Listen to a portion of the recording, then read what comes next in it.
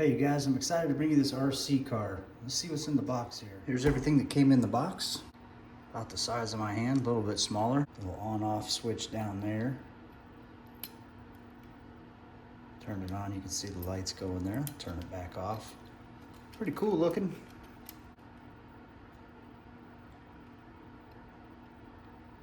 And it comes with the controller here too. Got the trigger there. Some controls up here, on and off switch. Got some cones. Got these things here too. Those are rims. You can swap out the rims on them. You can see there's a little Phillips screw right down in there. They give you a little screwdriver here to change those out. Then it comes with the USB and Type-C connector. You're also gonna need this little screwdriver here for putting the batteries in here. All right, this takes 3 AA batteries. This controls this throttle here. This trigger throttle controls the speed of the vehicle, and then this is your turning right there. For charging this thing, there's the Type-C port right there. There's what it looks like when it's charging. Okay, when pairing this for the first time, you first want to turn the vehicle's power on. So that's on. We turn this thing on right here. All right, after successful pairing, which we have, you can see right there, it goes. Now it says to turn off the remote control and finally turn off the vehicle's power, and this will save the memory function. So now it'll stay paired.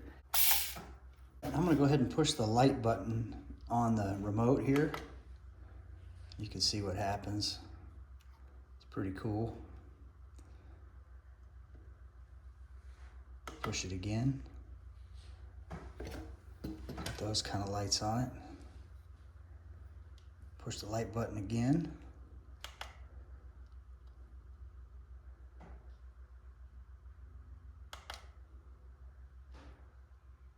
Can do all kinds of different cool stuff.